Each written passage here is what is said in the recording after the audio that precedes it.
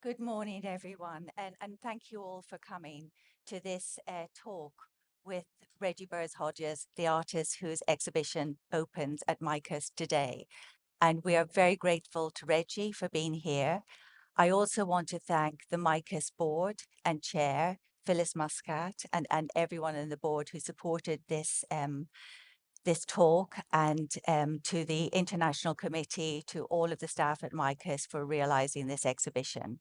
So it's a real treat for us to have Reggie present and to talk about this incredible exhibition, Mela. Reggie is an American artist who shows his work across America. This is the first European exhibition of his work, and we are thrilled and honored to be hosting it here in Malta at MICUS. Reggie's work resides in the collections of many major institutions across America. He's very rightly celebrated.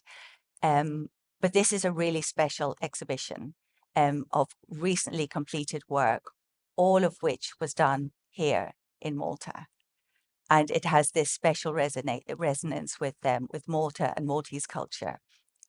And what we're going to talk about today is this exhibition and how it came about, because I find it completely fascinating how you've approached this subject.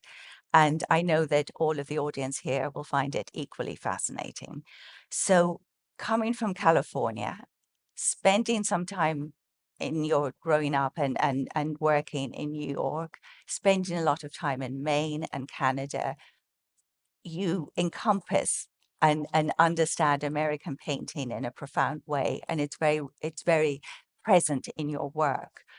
To come to uproot yourself and come to a completely different culture and absorb the history, the artistic history, the social climate, and everything to do with being Maltese is an extraordinary thing to have done. Just to frame it slightly, and then I'm going to ask you to talk about it. And I'm really not going to talk very much because Reggie is so wonderful to talking about his own work. You want to hear him and not me. But just to frame it, when we put our program together, we're only 2 years old. When we were establishing our program, we had invited Reggie to be part of that program. So you're our first solo exhibition here at MICUS. And we were thrilled that you said yes. We realized it was a leap of faith. The building wasn't finished. We didn't know what it was going to look like completely. And for you to say, I'll do it, was really something. Um, but the most extraordinary thing was a few weeks before we opened, you called me and you said, you might think I'm crazy, but I've made a decision. I'm going to come and live in Malta and I'm going to do the work there. I was stunned and delighted. We always encourage artists to come visit us because it's really important for us that artists experience Maltese culture and history. But we expect a few days, a week at most. You committed a year. And I mean, it was an amazing thing. And when you landed, you sent me a little, do you remember this, Reggie? You sent me a little video note because I was so anxious. I just thought, will he settle? Will he like it? You know, will we find somewhere good to live? And we were looking for apartments and everything else. And he sent me this incredible little video just saying, Edith, it's magic. It's beautiful. And I thought, it's going to be okay. This is going to be really, really good. This is the start of something special. But I'm going to stop in a moment. The first one of the first days you were here, I brought you in the morning. I'd only just met you. I knew your work. I admired your work greatly, but we didn't really know each other. We'd had Zoom meetings, but we hadn't met in person. And we went together to see this painting, which anyone in Malta knows this painting. I mean, this is Caravaggio's greatest, biggest, only signed work that resides in the cathedral. And we went in the morning. In the afternoon, you came to the museum. and we were rushing around like mad things, trying to finish the roof and get the Joanna Vasconcelos in, and we were at 6s and 7s. I remember apologizing, but you saw it. Yes. And you saw how great the space was going to be. And you stood up on that top floor and looked over at that wall where Mama Jama now hangs. And you said, I know what I'm going to Yeah. Well, first, thank you all for attending. This has been an incredible journey, and I'll do my best at trying to, express all of the bits that come with this. But I want to back you up just a little bit. So when I did decide to come, I cheated a little bit, and I came before anyone knew. And then you weren't here at the time. Then I sort of made this kind of idea that I was here. Just, I just wanted to acclimate myself and come in and experience and basically just live in the community, be in the community, be around folks, and take these baby steps. But you see an image here. The first day that I was here, that I was being hosted, and there was so much, gracious warmth to opening up all of the things that were to come. We go to see the Caravaggio, and it was not as you know cool and like uh, smooth. When I saw it after we talked about, I said, "Are you out of your mind? You take me to see the Caravaggio, then you bring me here and go, oh, so what are you going to do?" That is that was right, flat out. I mean, I said, what? How do you expect me to like recover from that? And that was the truth. I couldn't believe it, and I had, you know, a part of what Edith was saying in the beginning is that as an artist, the one thing that you get to do is you get to dream and you get to sort of fantasize and transport yourself, if not physically, but all over the world. So I was a student of course painting, and I was a student of all of the giants and titans that art could produce. So to come and see the Caravaggio for a non-artist, for anyone, you don't have to be a painter, but for a painter, it's like you can't describe it. So it was it was way more, it was daunting, it was terrifying. It's to even think about it. Let me add part B that I will say, coming and seeing, which is the joy, which is the blessing to be at this moment. But if you were to ask me, you had a better chance of starting for the Lakers than this place being finished. I was like, you could be in the starting five of the Lake. You have a better chance than this being done. And by when? And I mean, I've never seen anything like it. It was unbelievable. It was incredible to watch it all come together from that standpoint. But that moment that Edith describes was was was a sort of kind of surveying what this could be. And it was, it was clear to me that this was a sort of something that had to be resolved in my mind. It had to be resolved. What are we going to do about this? Now, it seems like, and I said, I know, I hoped that I could conceptually come forward with something, but I did know that this has to happen. So Mama Jamma, in whatever Mhm. sort of way it manifested itself, that it needed to be there and presented. But uh, of course, now you see it, and I will not. I'll be forever in debt about this. The team, when you start talking about paintings of that scale, and that you're going to hang them from the where, and you're going to let it drop into the what, all of those things, how that gets done is it's And the effort of many. no one flinched. No one No flinched. one flinched. No one flinched. Yeah. So this is because I think the process is so interesting. The idea that this working at that scale is almost impossibly difficult, one continuous canvas. It's not a series of panels. And the thinking behind it, just before we get on to the process of how you did it, how we got it up there, but the thinking behind it, as my understanding always was, that in the same way that Caravaggio's painting dominates the space it's in, you were looking to achieve that scale that had a similar effect within an enormous space. Yes.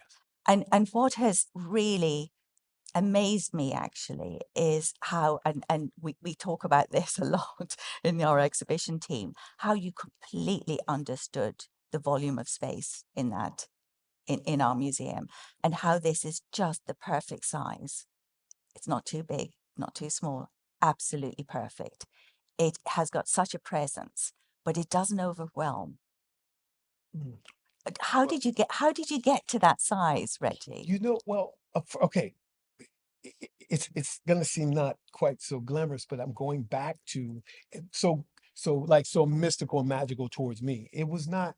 Look, I mean, a lot of thought and a lot of pouring in, a lot of the team making calculations and this going back and forth in terms of the possibility of this.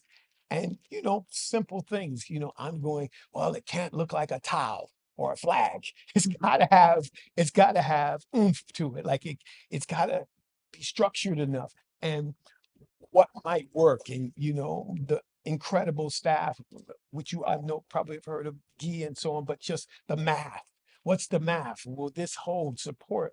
So there was a lot of thought that went into it, but there were things that I think we all knew, or from my perspective, of what it had to be. And it had to hold the space. It had to be powerful enough to be fixed and sit within the space. And then the challenges on my end were, what do you do on that? Because that still wasn't decided. What is the expression going to be? And that went through many iterations, and you can see some of that Yeah, as, we're as going to look at that. But I think it was a first for me. I've been working in exhibitions for well over 20 years, and I've never employed abseilers before to yeah. hang a painting.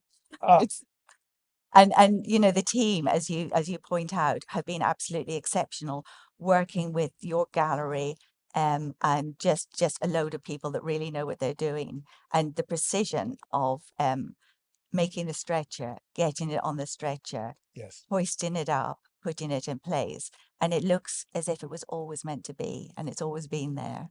Imagine when I come in and I see this and see it in person. First of all, in the way that I paint unstretched. So what that means is it's not framed. It's not, and it keeps me, it's strategic because it keeps me nimble, meaning I can paint anywhere.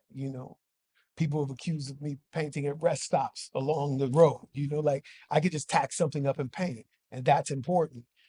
So I'm working on this at a scale, and then it has to leave me, and it needs lots of time for what Edith is describing. And it was just an army of people who came up with all kinds of ideas to problem solve, so this could exist and happen. And problem solving, material that didn't exist in certain sizes, hardware, how it would be rigged, how it would be crated and shipped. All of those things were a part of this production, and a part of it coming to be and existing in the way that you see it.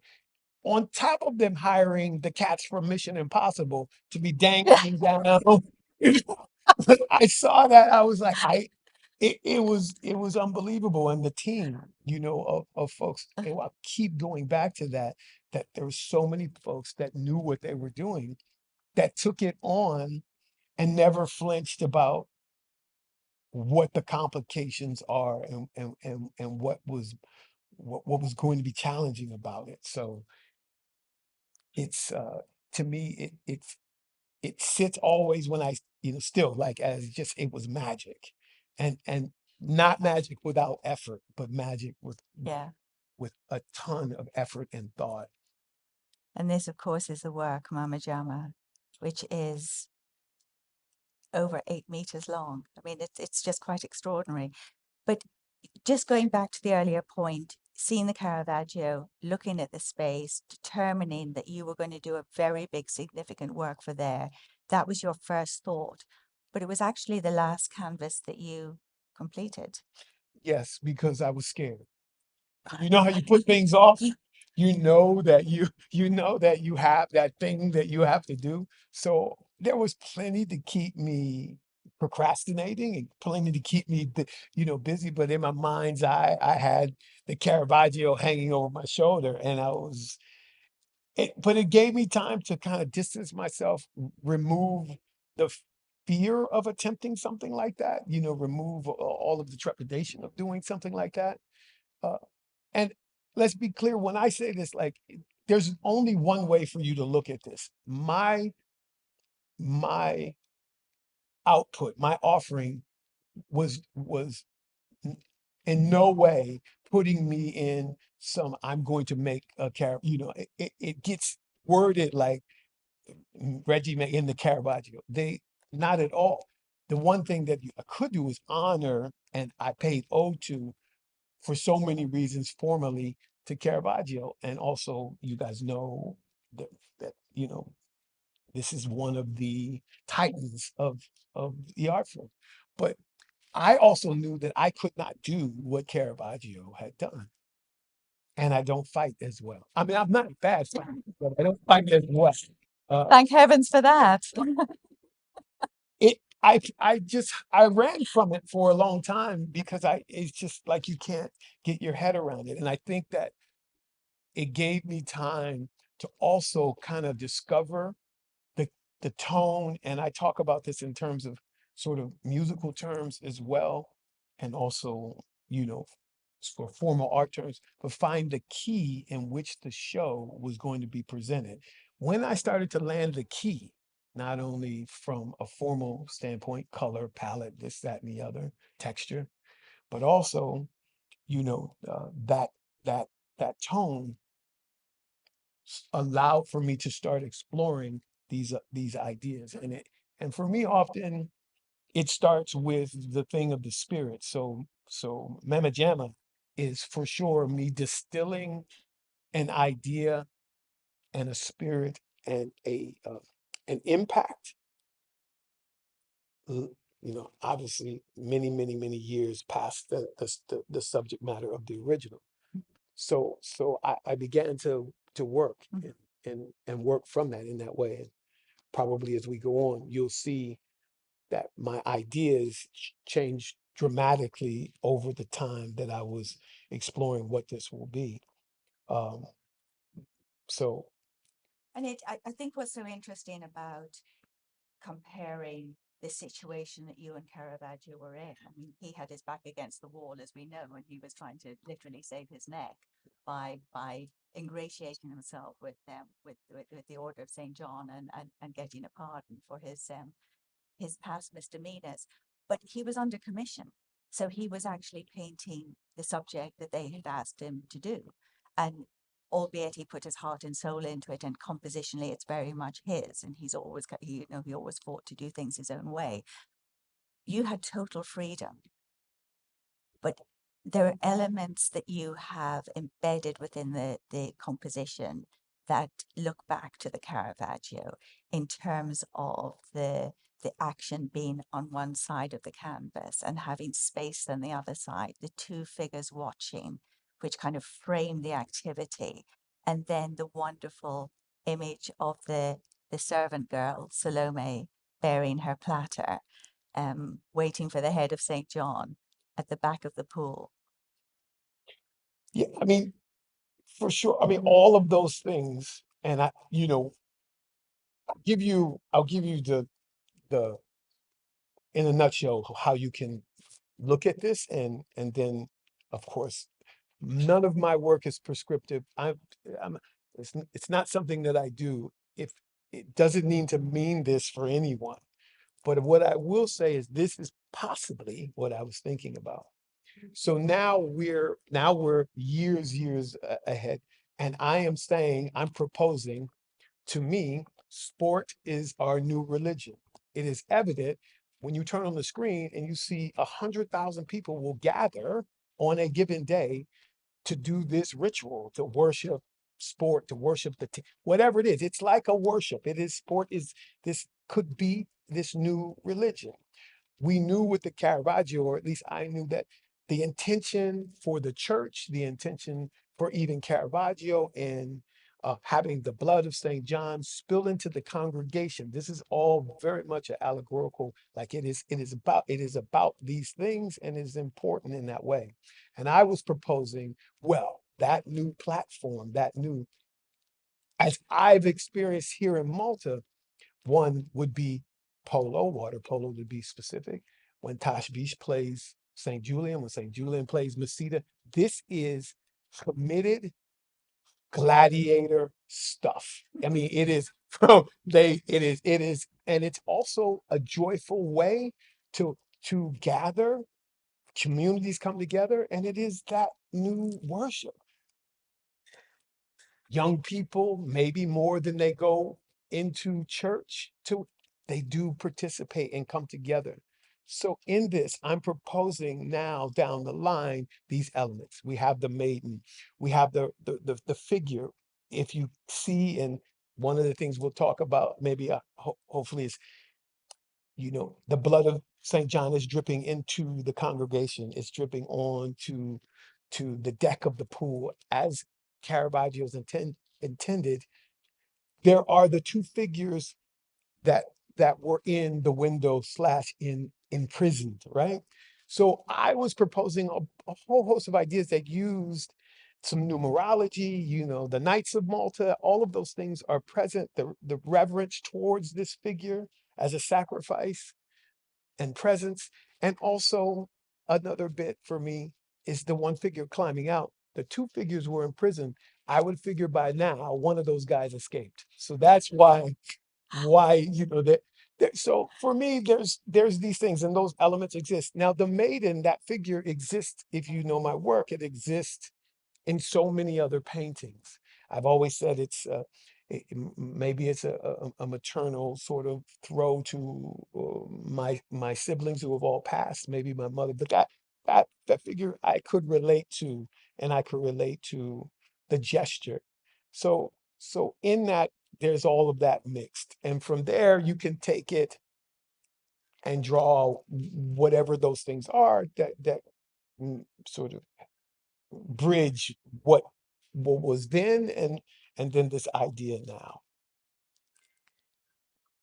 Um, Now you said at the start, Reggie, about procrastinating was the word that you mentioned when you were thinking about this painting, and I just thought to look at a couple of the kind of thought iterations in these sketches, which are included in the exhibition. It would be interesting just to hear you comment briefly on these, and then this one as well, which I think this was quite early, wasn't it? So this was quite early. I will say that this was the first idea for that, for for that sort of space and painting.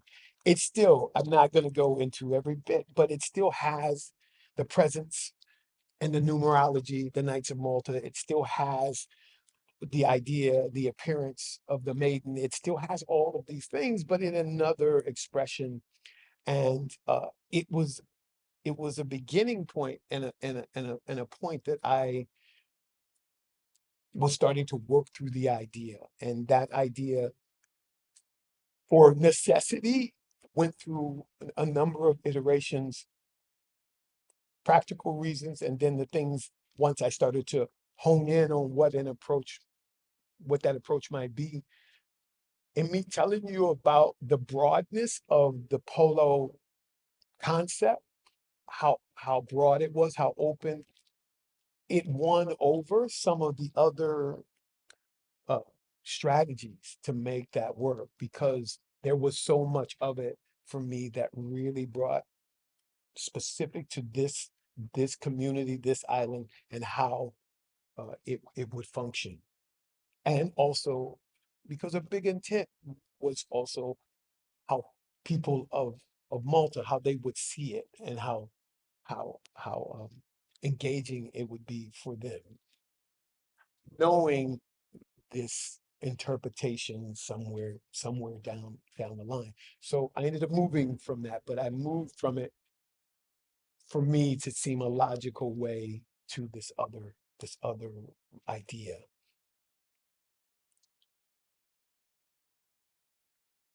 And I mean, this, they're all fantastic. I mean, but this really strikes me as just being such a fascinating image. And we always felt it was so interesting and appropriate that this show would follow on from the Milton Avery show, Mm. because there are so many connections, I think, between your work and Avery's sensibility, and this for me feels really close to Avery when he was kind of pushing towards abstraction.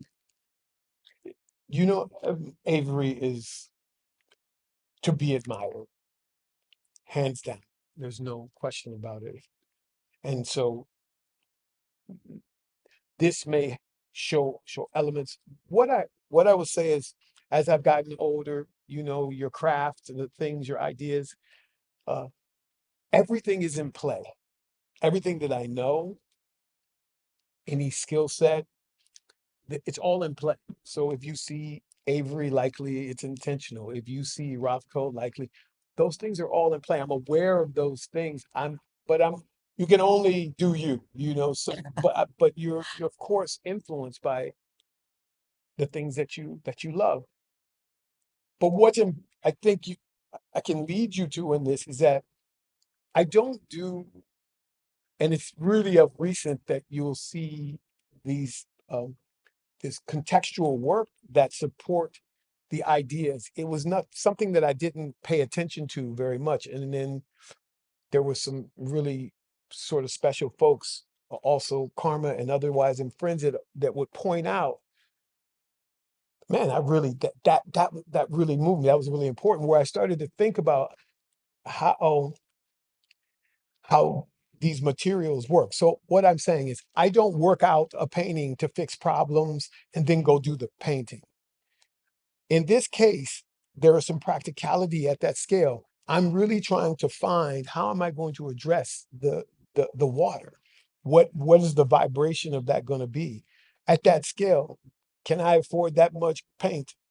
Like, can't give me too many colors in here. It's like, you're working out some practical things about it. But at that time, I'm I'm I'm getting a chance to play, which allows me to do this at no stake, because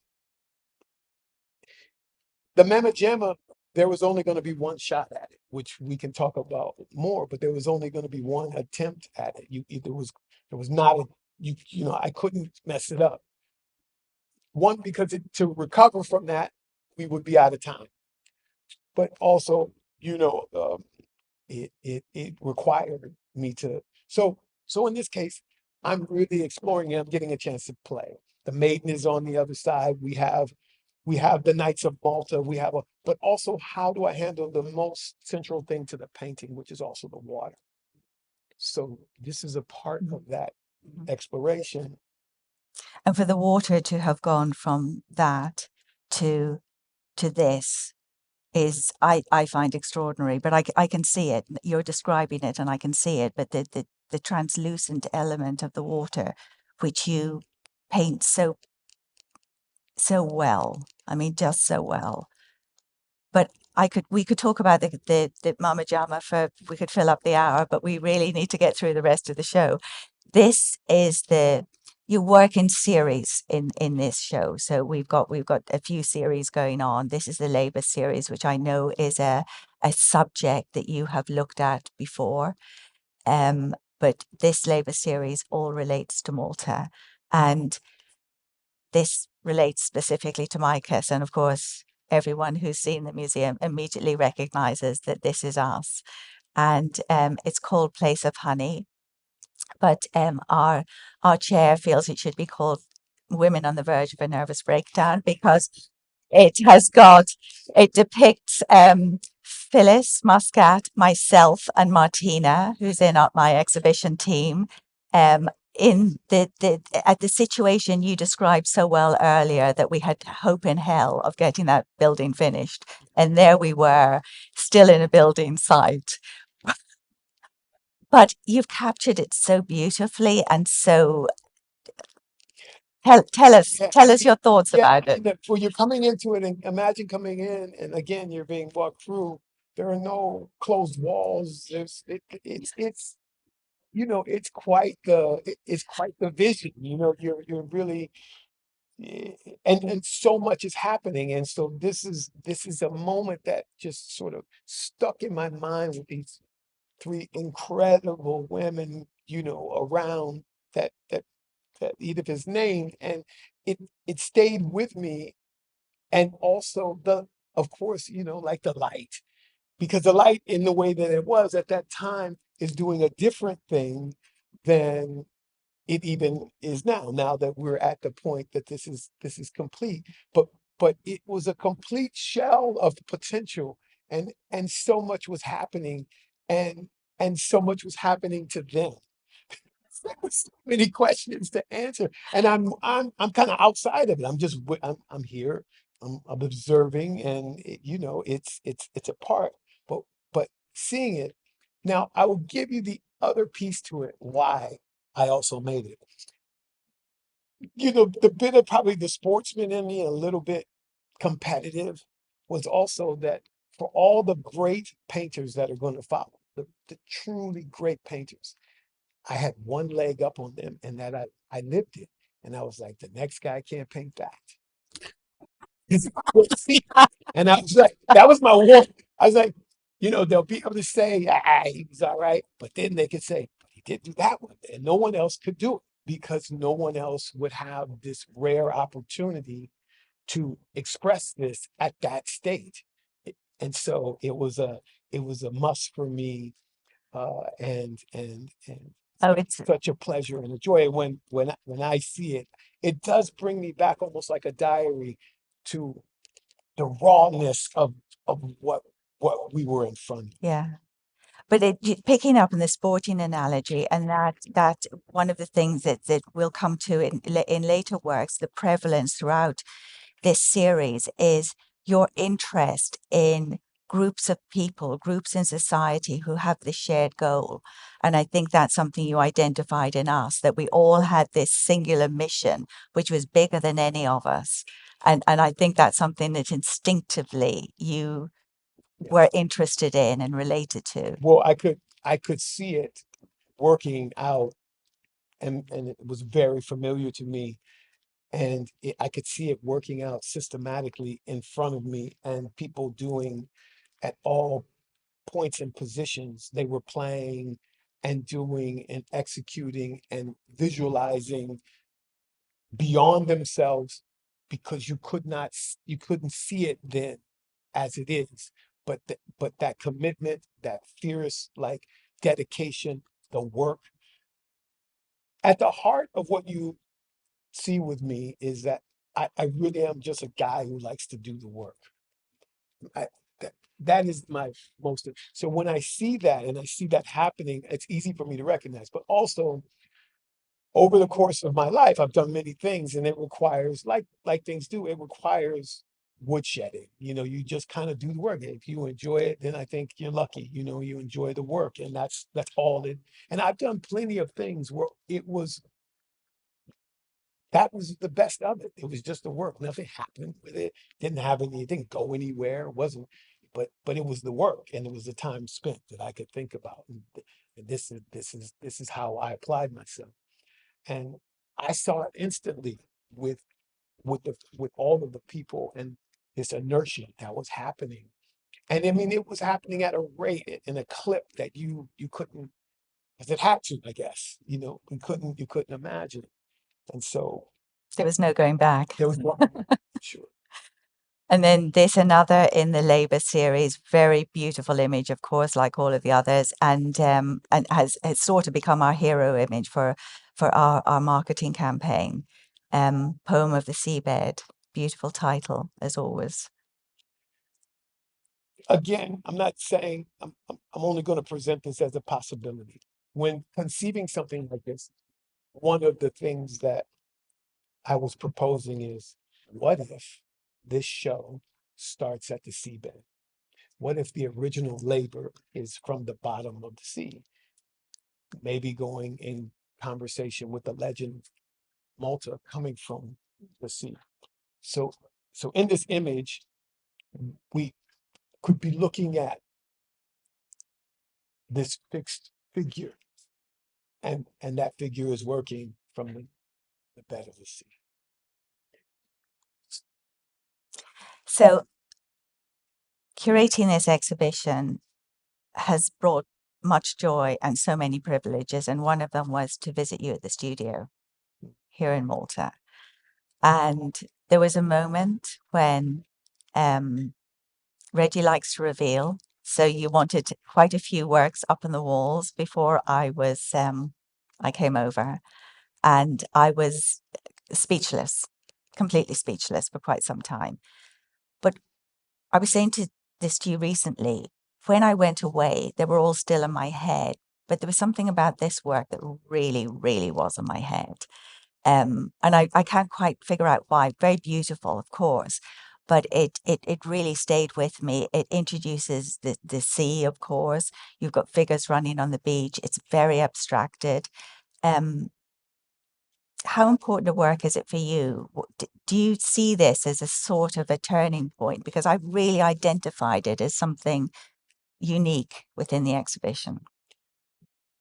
Well, yeah, there's a few things going on. One thing last night for me, it was probably the most talked about and sort of requested for understanding of any of the works, and also the most commented on about what people felt it meant. Is it okay for me to see this, these, and the things that people had to say were mind blowing. There were exact reason why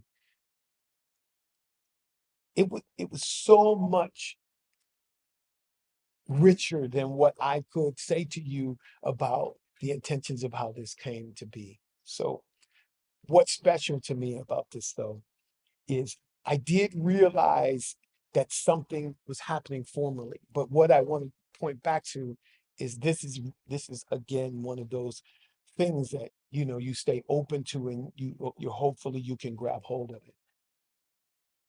Late summer, early fall, in the desert, they were having sandstorms, really prominent sandstorms. And I don't know if you remember those sandstorms with these high winds for that period for 2 weeks. It was permeating the skyline and in Malta.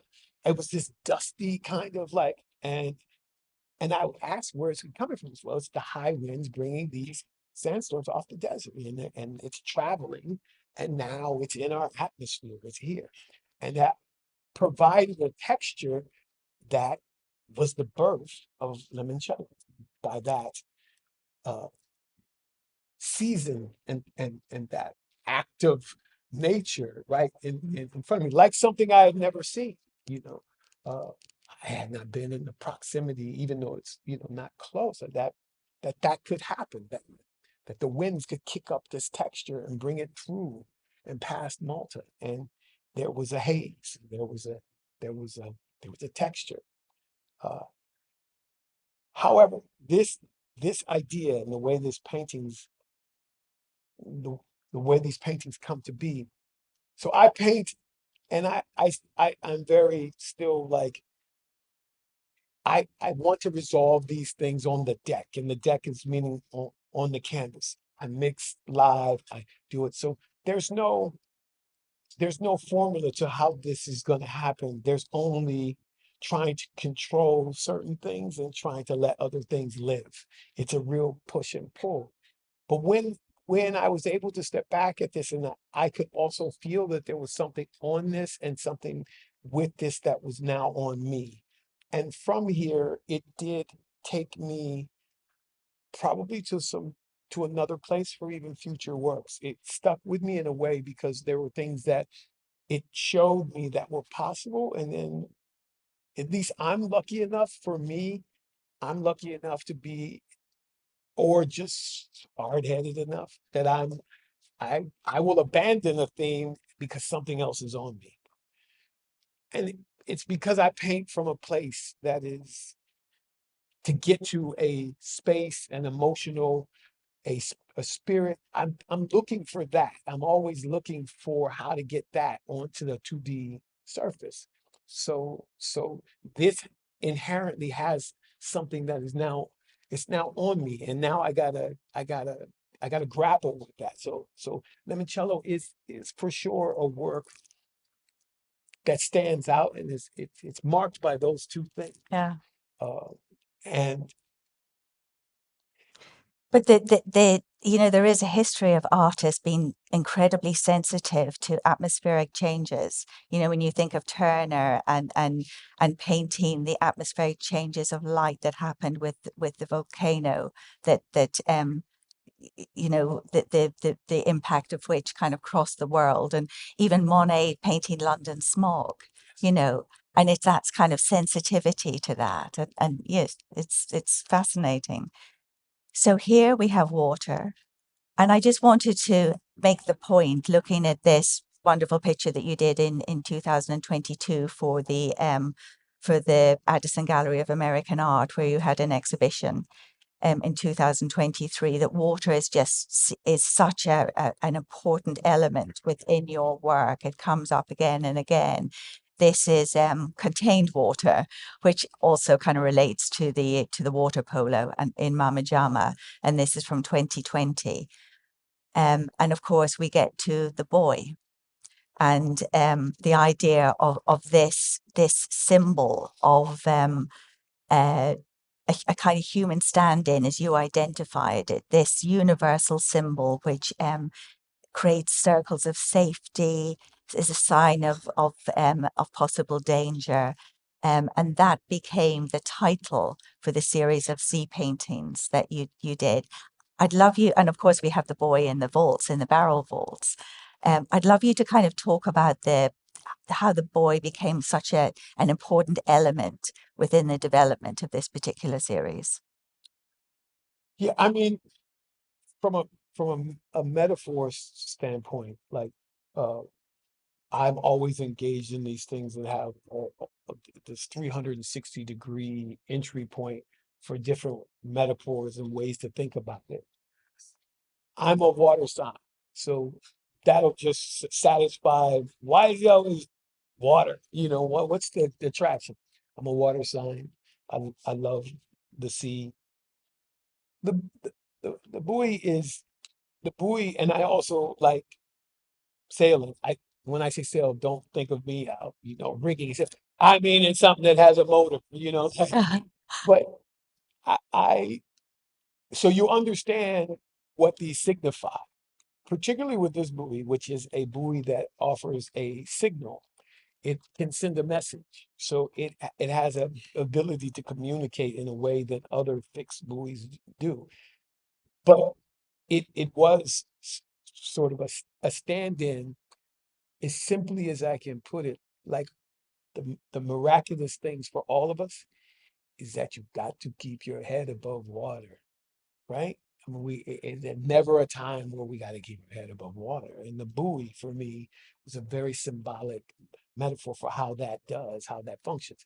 And then when its head is above water, as it is also capable of doing those things, directing, it gatekeeps this way, that way, it's danger, all of those things. In this particular buoy, it also could send a message far beyond a range to make others aware.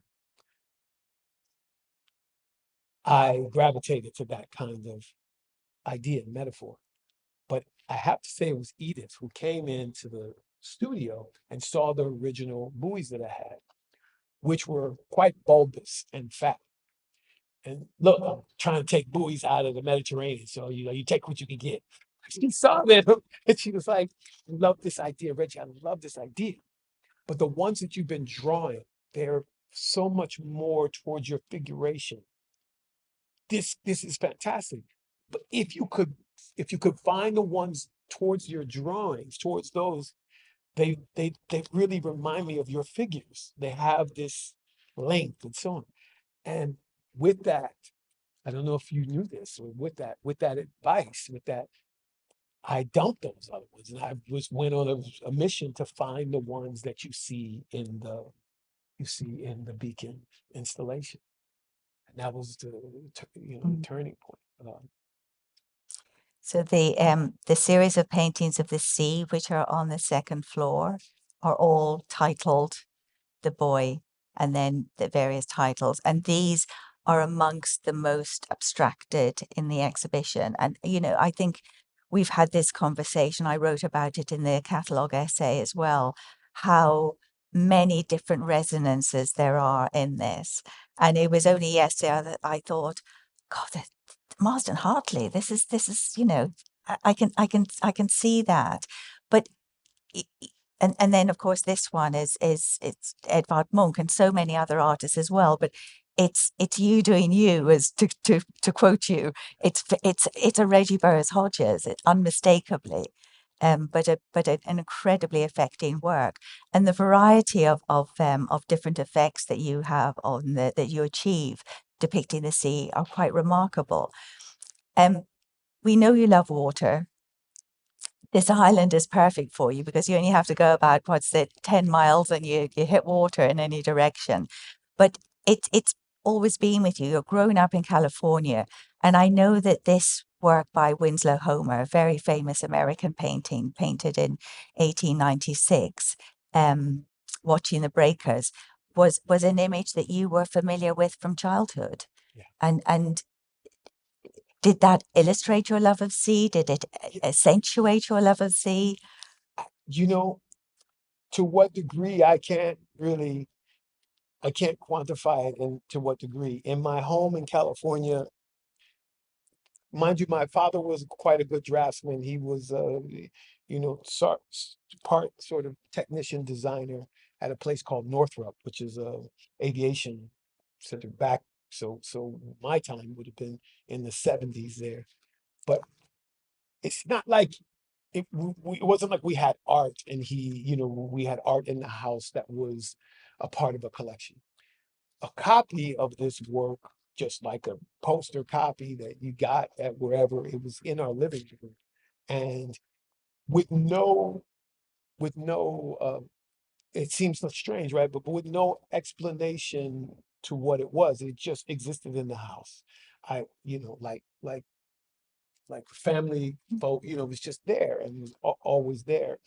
And I didn't learn until I was older that that this is what it was. I didn't know that it was a Winslow Homer, and it wasn't original. It was just it was a poster.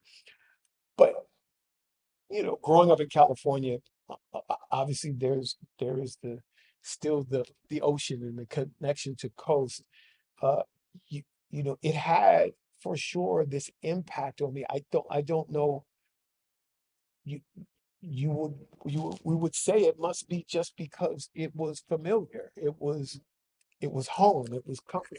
And maybe because I also left Compton, y- young. I went to live with my father in DC in New York, but it represented something of that home, which was where all my siblings grew up. They went to high school, so on. I was the only one, and I'm much younger than the youngest, to have this different sort of Mhm. upbringing.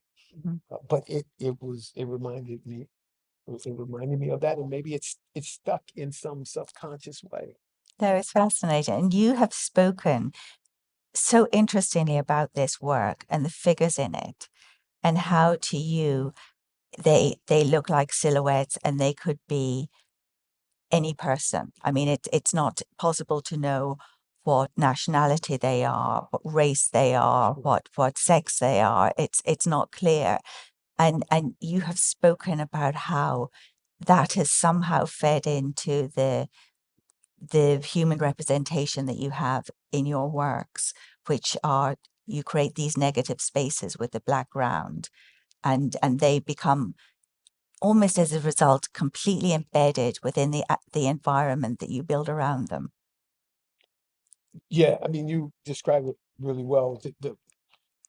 Early on in experimenting and so on, there was an idea of this black ground. I would just paint everything in the environment. The idea was that we're products of our environment and then let the figure emerge. So the most pure thing in the painting was the ground, and I never touched the figure.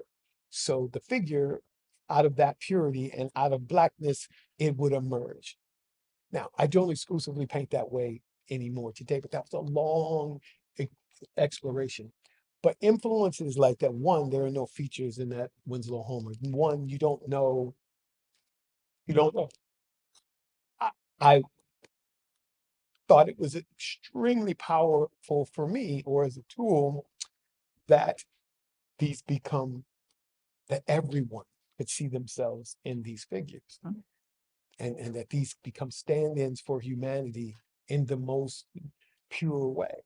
And the fact that they come from the ground, that they surface from their environment around them, was a way of thinking and approaching my figuration.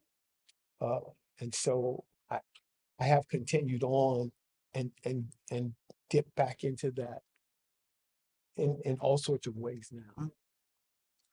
Which brings us beautifully to the Hutton Modesty Club. And you'll have to explain the title to us, Reggie. Well, This series. first, someone asked that, but it's important because a lot of people ask, yes, so can you give me the directions to the Hutton Modesty Club? I made that up. Because I mean, there were Maltese, man, go to the Hutton Modesty Club. It is there. If there's one, I wasn't aware of it, but the Hutton Modesty Club is a title. If you again know my work, the titling is all a part of this sort of archaeological find, and it has meaning in so many ways.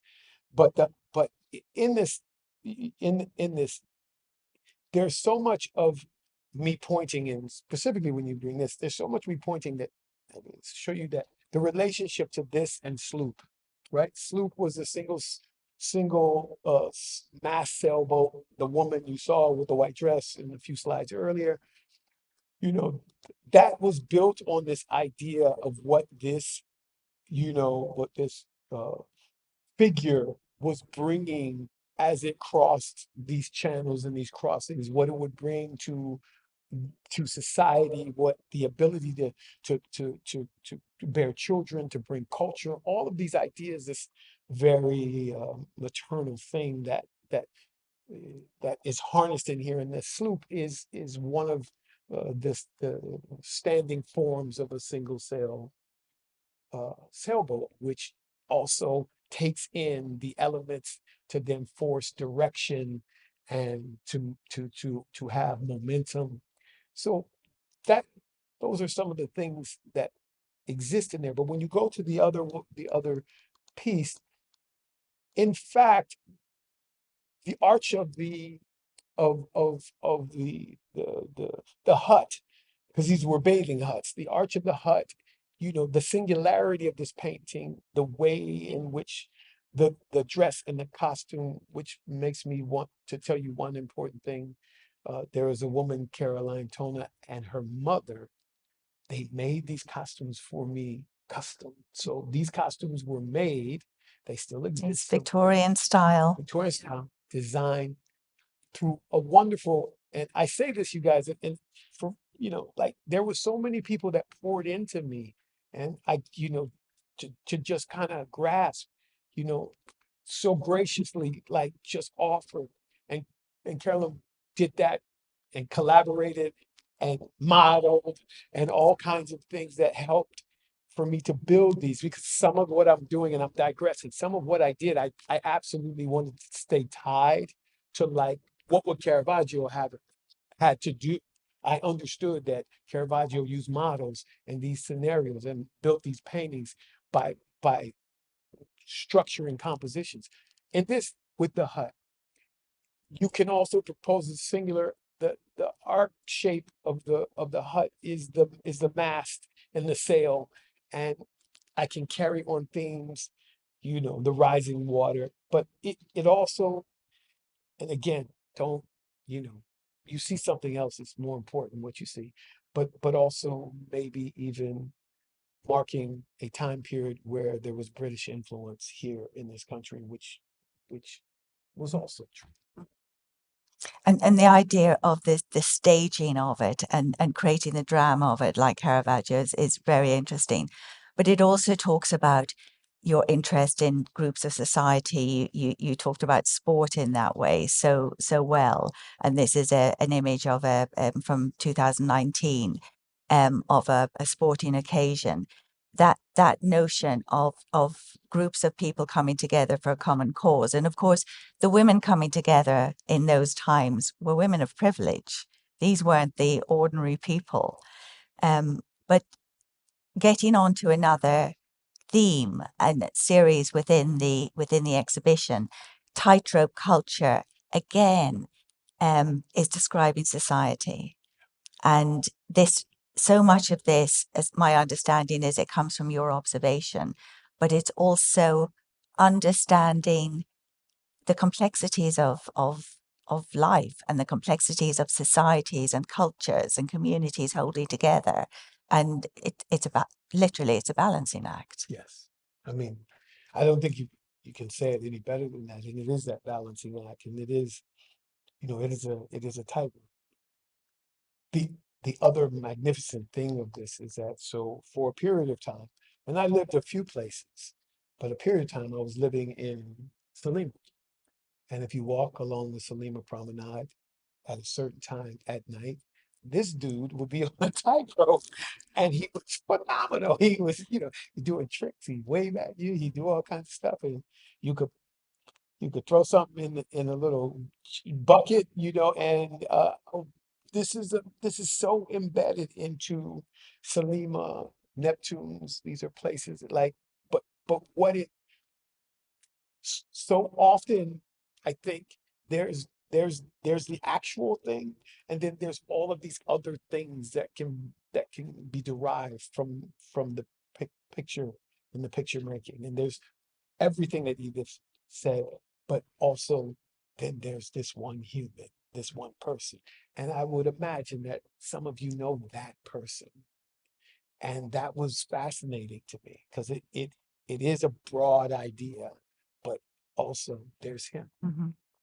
And I think the extent, Reggie, to which you really embedded yourself in Maltese society, but were able to look in a way that the rest of us, certainly me, who isn't an artist, can't see in the same way. And the series of drawings that we've got in the exhibition come from a much larger series, which really formed a visual diary. You recording all of these little vignettes along the way, and collectively, it's an extraordinary visual document of your time here. It's something that I do. It's something that I do, but maybe not for the reason that is as structured as a diary. Uh, I often, and it's one of the things that is very transportive for me in ways, but anytime I have these cards, they're they're that size in the exhibition. I have them in my bag, and I'm always drawing both hands. And I'm always doing that anywhere I go. If I sit, I do that, and I stack them away. And uh, sometimes for to recall, but other times really just to as a thing that you do a second hand.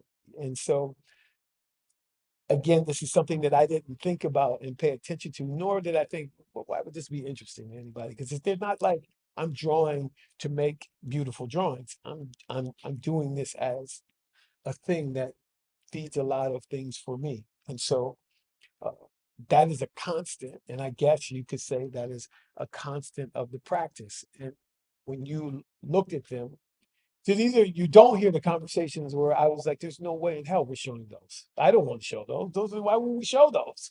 And Edith was like, "We need to show those." Can I just tell the story, Reggie? Yeah, When you first showed them to me. yes. Do you remember this? So we were having dinner at a lovely little Japanese restaurant in Valletta, and Reggie said, "Oh, I've got something to show you."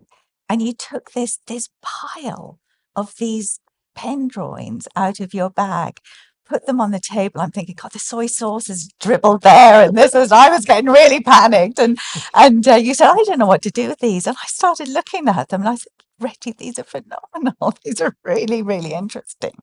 And I'm so glad you agreed to show just a few of them, but they're so precious. And you know, you don't know what's going to be important to, and by far, like those are the things that people come and comment about. You know, it's the important thing. And now, you know, you know, I still do them. I have them with me now, but that's how that came Huh. about. It's just something that I carry along with me. And for, what else I will say that really ties that in is one thing. So, you know, you're seeing, and we're sitting here and we're talking, and this is Reggie Burrows Hodges, but you have to understand there's so many things that made up this, whatever this Reggie Burrows Hodges was. There was no one looking. And so you get to a point where now going and approaching the canvas is daunting. It's like, I got to make a Reggie Burrows Hodges. What is that? You know, and you don't. So one of the things that I do, because of travel and so on, is I can't allow the practice to get far away from me. I can't allow it to get far away from me to where it becomes more fearful to even approach an idea because you gotta make something.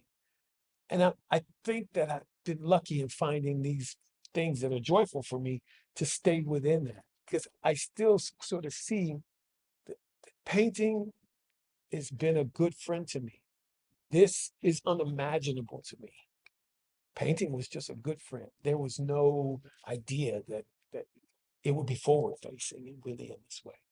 And for those of you who know me, you know, this is what it really was. Hey man, you could have a place to live in a place you get $1,000 and all you could do is paint for it. I thought that was the greatest life ever. Like you go to a place, you go to you know to this incredible spot and they provide these things for you to so you could just have the space to paint. And I say that to say that is a miraculous thing for someone who loves to do the work. It's a time for me that I cherish, but it also represents that time where you were just making, you know, in a way, and that in itself was the profits. That was the jewel. But that joy that you feel and pour into it is transmitted through the works to us. I mean, we feel that joy. Um, I just want to just nearing the end, talk a little bit about scale. There's a couple of smaller paintings in the exhibition. This is one of them from Tightrope Culture, beautiful little painting. What I find kind of wonderful is that whatever scale you're painting at, you've got the enormous Mama Jama, which um, it feels intimate, even though it's enormous. And this feels enormous, even though it's modest in scale. Mm. How how do you think about scale when you're approaching a composition? You know, I do and I don't. So what is so I do in that if you're making something 400 feet like the Mamma Jamma, there's practical stuff about it. Mhm. Even down to me saying how much paint is this going to take. So I'm not acting like there's not calculation or there's not thought. You have to think about it. What I'm always trying to get at, no matter what the scale is, it's still the same problem solving. How am I going to get to make the surface that I'm working on have the emotional impact? How does it feel? I never paint for how something looks. I always paint for how does it feel? How does it feel to me? So yes, there's very formal, practical ideas that have to be implemented to tackle this, but it still is the same thing. At this scale, what is the feeling that I'm trying to to capture? What am I after? And at any other scale. And so when going it's always a guiding point, and it has no formula. I, I can say when you have to expand an idea, like the Le Capote, that sky. I was like, how long is this sky gonna take? It's like it's like a mile long, you know. I mean, there's certain things that just, you know, you want to say, yeah, but there's a practicality to, well, where is the key moment need to happen from a design standpoint? Where and how do you build across the span of a skyline? So yes, there are things, but then there there are also most things you don't. The thing that you try to capture, the thing I try to get to, is the essence of that spirit, as I say. Does it have the musicality? Does it have the rhythm? Doesn't matter what the scale is, you know, it's got to have those things, to me. Which brings us to this work, which is another absolutely enormous work, not quite as big as Mama Jama, but not far off. We always, or you always, had this idea that it would sit in the window, which felt quite audacious, really. But we talked. I remember having those discussions about what will you do with that window? We're talking about stained glass and realizing that that was something that was maybe going to be a little bit too challenging.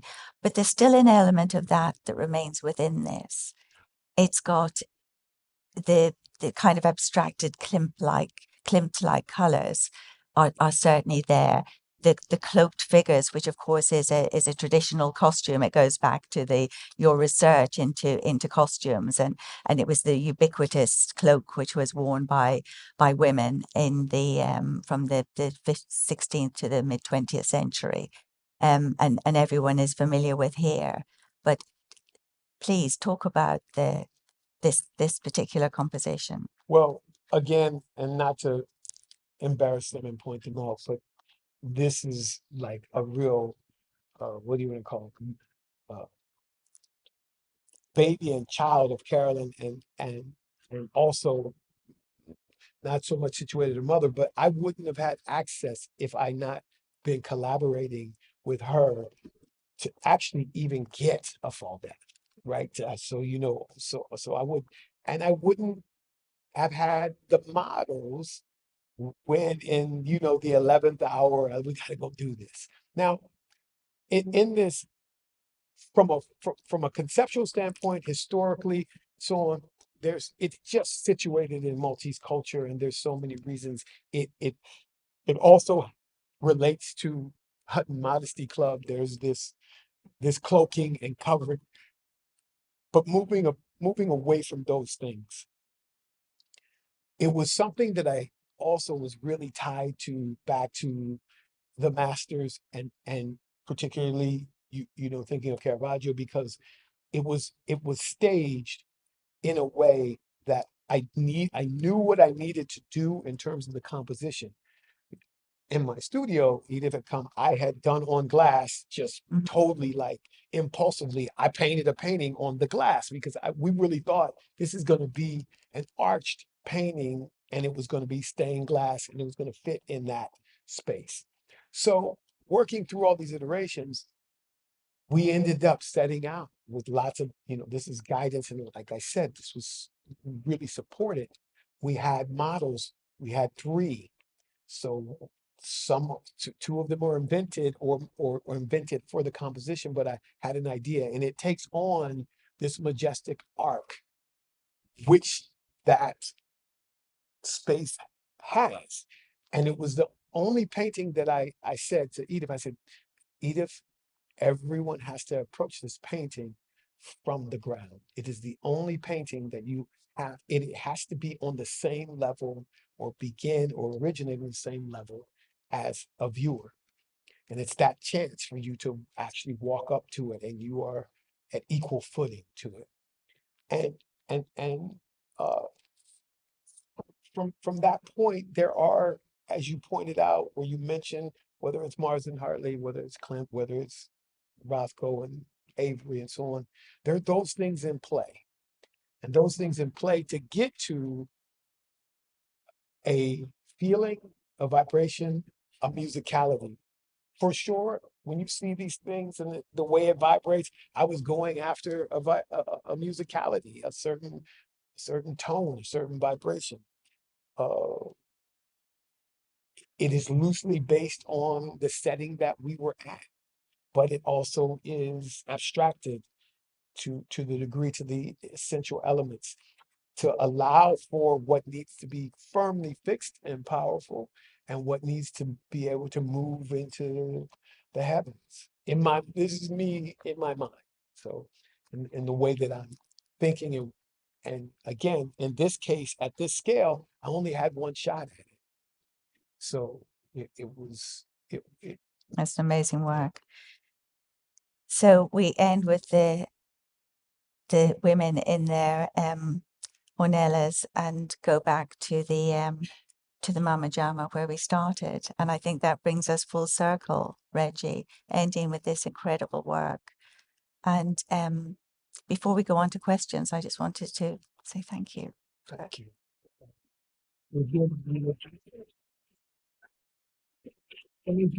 So interesting. So good. Thank you.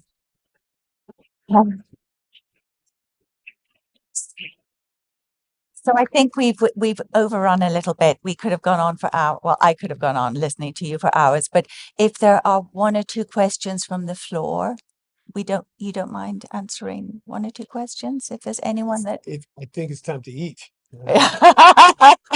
But time to eat and time for coffee. Anyone? We have someone over here. Thank you. James is just coming with a microphone. Microphone's coming to you. Thank you. Oh. Hi, nice to meet you, Reggie. My name's Laura. First of all, thank you very much for sharing so much of your practice. I'm very pleased as a fellow artist that you included so much discussion about process and technicalities. So my question relates to this. As an artist who is increasingly working on a larger scale in the way that you do, I constantly find this tension between planning and then spontaneity. To what extent do you personally pre-plan your compositions? Do you do a lot of this? And how do you prevent that from later on, when you need that spontaneity, that movement, that excitement in your work? How does your planning, your preset ideas, still give you space for that to breathe and for your work to capture the moment? nice to meet you, and thank you for the question. In my case, because my work is largely improv in a lot of ways, but in this, I want to be clear. There are real world sort of limitations and problems to solve. So there was planning, because I do mean it. Only have one shot. One side note is the original intention for this painting was that it was going to be a sale that we actually got made custom at that size, and it came and it was not we couldn't use it. So that was a real blow to the process. So in planning, there was a lot of improv on this, but you saw those little iterations, like you saw the smaller versions of this come up. In this case, that was absolutely necessary, because I really had no room. I couldn't do this over. So more planning, but even in this actual moment, the way that I paint, because I mix, I have these tables that are made, and I mix with particularly at this scale, they're very large. So I can put out as much paint as I need, and I can mix on the spot. And I do that, always in my paintings. None of it is really planned, other than you see what you see happening. So once I went after this, it was going to have to happen. It was going to be what it was going to be. So there were stages of that. So when you see some of the freeness, and I was more careful with other, but the figures are, as you see, they're like, don't whoop, like I'm doing that. And as I'm doing it, it's landing. And then what happens around it. And this took months, but over time, just tackling those areas, all of which had a level of improvisation. So to answer that question, most of my works would not have that much structure. Do I know? Did I know? That okay, this is a subject or theme of polo, or when I dig into my older themes, I know that this is for the greater good. They will likely be here. Yes, I do know those things, but it also goes back to then what stuck with me. And then once I'm in after it, so like limoncello is impossible to recreate because it so much depends on all of the forces that were unknown for it to happen. So you have a compositional framework, and then you allow the application to be where you release a little bit of control and you let it flow. Okay. Yes, Okay. that is certainly one of the approaches. Thank you. Yeah. Thank you. We can take one more question if anyone has a question. Good. I think, Reggie, you've covered everything. No, it's one. Listen. Sorry.